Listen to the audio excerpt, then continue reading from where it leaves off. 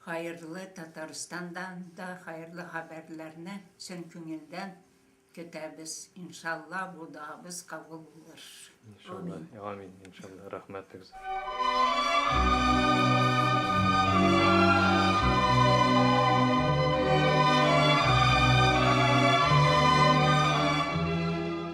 Etiyaniler Rusya'daki ihtilalden sonra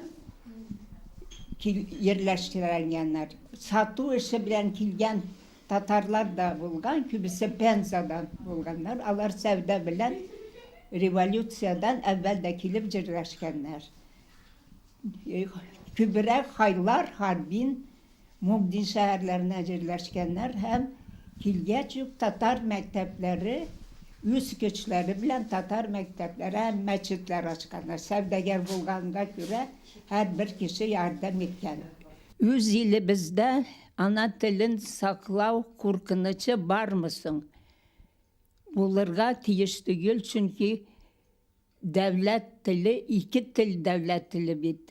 Hem Tatarça hem Rusça. Bizim telediğimiz gibi Kileçek'te Tatar halkı da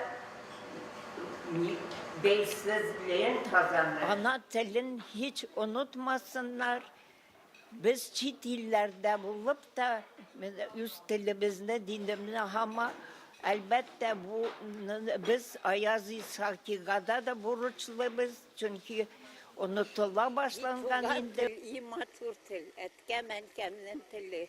Dünyada küp nerse bildim sin tugan til artılığı. İyi tugan til, türde bulgan, in ılık kılgan dıvam.